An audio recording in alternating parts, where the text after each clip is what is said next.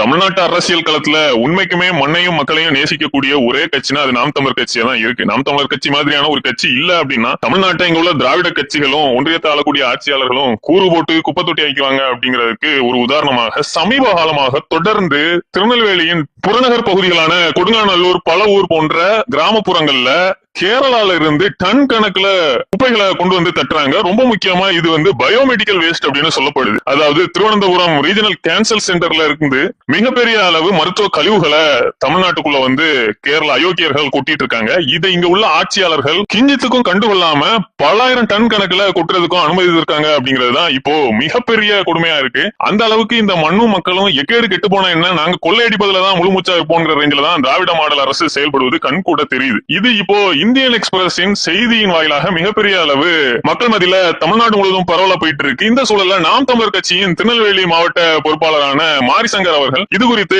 திருநெல்வேலி மாவட்ட ஆட்சியரிடம் மனு கொடுத்திருக்கிறாரு. அதை தாண்டி இதை இன்னும் அனுமதித்தா சீமான் தலைமையில லாரிகள்ல மீண்டும் இந்த கழிவுகள் எல்லாம் எடுத்துட்டு போய் நாங்க கேரளால கொண்டு கொட்டுவோம் அப்படிங்கிற ரேஞ்சில ரொம்பவே கொதித்து போய் இருக்காங்க திருநெல்வேலியை சார்ந்த நாம் தமிழர் தம்பிகள். அந்த அளவுக்கு கேரளாவின் அராஜகம் அப்படிங்கிறது தமிழ்நாட்டை ஒரு தமிழர் ஆளாத காரணத்தினால் இந்த அளவுக்கு நாரி போய் கிடக்கு. சோ இந்த விடயத்துல தமிழ்நாடு அரசு விரைவில் ஒரு முடிவை அறிவிக்கணும் அப்படிங்கிறது தான் அனைவரோட எதிர்பார்ப்பாகவும் இருக்கு. இது எவ்வளவு பெரிய ஒரு அயோக்கியத்தனம் அப்படிங்கறத தமிழனாக இருந்து சிந்தித்து பார்த்தா புரியும். அந்த அளவுக்கான ஒரு அயோக்கியத்தனத்தை கேரளா பண்ணிட்டு இருக்கு. சந்தானம் சார், இங்க உள்ள ஃபார்ம்ல சூப்பர்ஸா வேலை பார்த்துட்டு இருக்கேன். எங்க ஃபார்முக்கு சொந்தமான இடத்துல இதே மருத்துவ கழிவுகள், பாலித்தீன் கவரு, ஹோட்டல் கழிவுகளை கொண்டு வந்து கிட்டத்தட்ட ஒரு மாசமா தட்டிக்கிட்டே இருக்கிறாங்க. சிஎம் செல்லுக்கும் கம்ப்ளைண்ட் பண்ணியிருக்கோம், ஸ்டேஷன்ல கம்ப்ளைண்ட் பண்ணியிருக்கோம். இதுவரை நடவடிக்கை இல்லை. இதுக்கு மேலே எப்போ எடுக்கிறாங்கிறது தெரியல.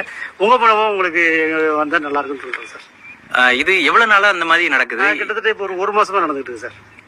ஒரு மாசம் நடந்துட்டு கோடையிலே தட்டுறாங்க சார். கோடையிலே தட்டுறாங்க. 2 மாதத்துக்கு மேல இருக்கும் தட்டுவாங்க. அப்படியா? ஆமா. இப்போ இது தச்சுங்கிறது அங்கெல்லாம் தட்டு 2 மாதத்துக்கு சூழ்நாம் குறையாது. கோடையிலே தட்டி இருக்காங்கல்ல.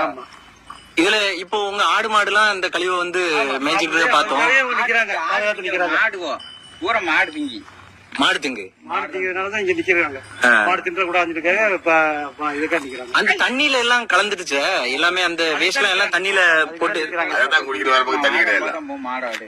இப்ப நீங்க குடிக்கிறதையும் இது சாப்பிடுறதையும் தடுக்கிறதுக்காக நின்றுட்டு இருக்கீங்க. கொஞ்சம் நீங்க எங்கெல்லாம் கம்ப்ளைண்ட் பண்ணிருக்கீங்க இது வரைக்கும்? இப்போ பேட்டை சுத்தமணி ஸ்டேஷன்ல பண்ணிருக்கோம். எங்க பஞ்சாயத்து யூனியன் தலையாட்டு பண்ணிருக்கோம், விஓ தலையாட்டு பண்ணிருக்கோம். சரி. அதுக்கப்புறம் சிஎம் செல்லுக்கு அனுப்பியிருக்கோம். சிஎம் செல்ல இருந்து 4 மணிக்கு சொன்னாங்க. ஸ்டேஷனுக்கு ஃபார்வர்ட் பண்ணிருக்கோம், வந்து விசாரிப்போம்னு சொல்லியிருக்காங்க. சிஎம் செல்லுக்கு கம்ப்ளைண்ட் பண்ணி எவ்வளவு நாள் ஆகுது? 15 நாள் ஆச்சு சார். போலீஸ் ஸ்டேஷன்ல கம்ப்ளைண்ட் பண்ணி தோராயமா எவ்வளவு நாள் ஆகுது? 1 மாசத்துக்கு ஆயிடுச்சு சார். 1 மாசம் ஆயிடுச்சு. சரி.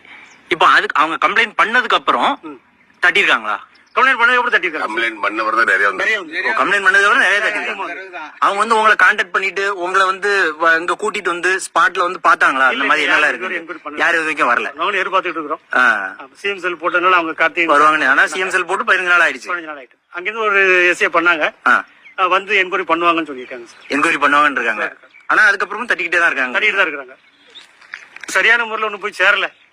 ஸ்டேஷன் கம்ப்ளைண்ட் கொடுத்ததோ போட்டதோ நம்ம நடவடிக்கை எடுத்துங்கிறத இவங்களுக்கு வந்து இன்னும் அது தெரியல, தெரியாம தட்டிட்டு இருக்காங்க. ஓ, இவங்க தட்டுறவங்களுக்கும் பயம் இல்லங்கிறீங்க? போறதும் தெரியல. இது வந்து எங்க இருந்து வரலான்னு சந்தேகப்படுறீங்க இந்த கழிவு எல்லாமே? கேரளா தான் நிறைய. ஆமா, அதுல நம்ம பார்த்ததுல அந்த ஹாஸ்பிட்டல் ஒரு 2-3 ஹாஸ்பிட்டல் பேர்லாம் இருக்குது. திருவனந்தபுரம் ரீஜனல் கேன்சர் சென்டர் மெயினா இருக்கு.